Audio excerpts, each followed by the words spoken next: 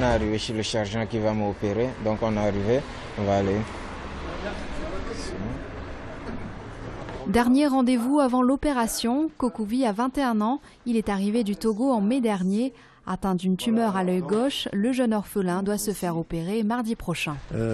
Sa tumeur n'étant pas maligne, mais il sera guéri, puisque c'est un gliome, et que les suites ne devraient pas poser de problème a priori, et que c'est une chirurgie qui demande effectivement des compétences qui n'existent peut-être pas chez lui, mais ça se passera très bien.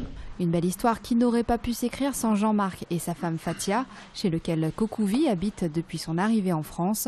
Cet ancien joueur de l'Olympique lyonnais a créé une association, aidons-nous les uns les autres. Il consiste justement à faire venir un enfant du Togo, en l'occurrence notre petit Kokouvi, là, et puis lui permettre de bénéficier de soins médicaux appropriés. Je m'occupe beaucoup de tout ce qui est de paperasse, on va dire, entre parenthèses, et puis après de ramener ces enfants ici à Lyon. Donc on s'occupe aussi des billets d'avion, des billets de train et tous les à côté, parce qu'il faut savoir, quand ils arrivent, ils n'ont presque rien dans leur bagage. Kokouvi devrait rejoindre le Togo en octobre prochain. Fatia et Jean-Marc ont déjà prévu de l'aider à monter son exploitation agricole.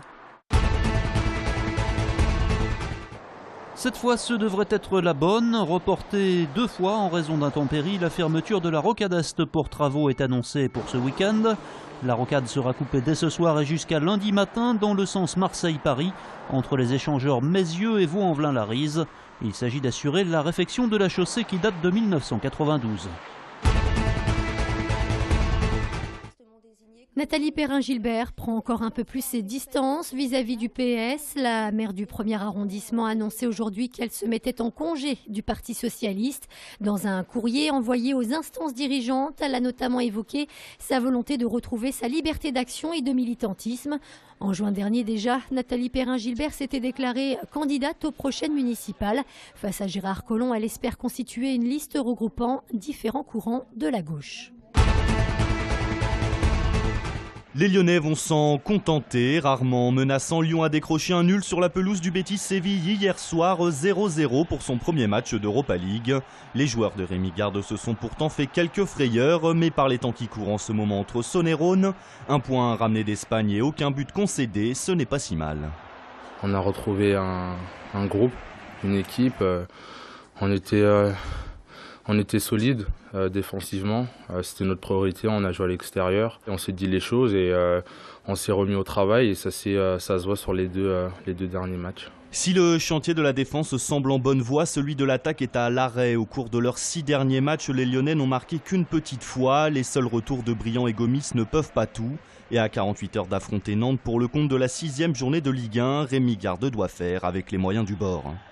Personne n'est amnésique ici, tout le monde a bien vu que sur les 2 dernières saisons, l'Olympique Lyonnais était parmi les équipes qui marquaient le plus de buts. Peut-être qu'on avait d'autres moyens aussi. La seule recrue offensive que j'ai eue depuis 2 ans est Gaël Danic. Donc il faut aussi, on n'a pas l'armada, j'ai pas l'armada de Monaco, de Paris, de Marseille. La mauvaise nouvelle, c'est que le technicien lyonnais va devoir faire sans Johan Gourcuff et Gaël Danic, pas totalement remis de leurs blessures. Ils ne seront pas prêts dimanche à 17 h. En rugby, le Loup va tenter de poursuivre son sans faute en Pro D2. Demain, les Lyonnais reçoivent au Matmut Stadium un autre club invaincu, la section paloise. Comme le Loup, les Aquitains ont gagné leurs 3 premiers matchs de la saison. Et comme le Loup, ils comptent 13 points au classement. On sait que Pau, c'est une très très bonne équipe de Pro D2, qui ont des ambitions, qui veulent monter. Donc pour nous, c'est un des gros morceaux de ce début de championnat. On a la chance de les recevoir, donc à nous de mettre ce qu'il faut pour que ça soit positif. Samedi, Lyon pourra compter sur sa nouvelle recrue, le demi de mêlée international argentin Nicolas Vergallo. Passé par Dax et Toulouse, il arrive en tant que joker médical pour pallier l'indisponibilité de Romain Vénia, gravement blessé au genou en début de saison. Coup d'envoi de la rencontre face à Pau, 19 h.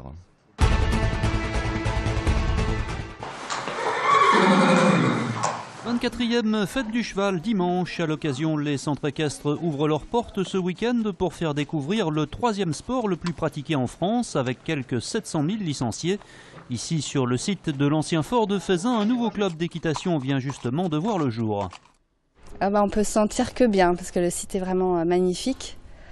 C'est vrai que tous les gens qui viennent sont éblouis un petit peu par le site. C'est un centre équestre, je pense qu'il n'y en a pas deux comme ça, qui est complètement atypique.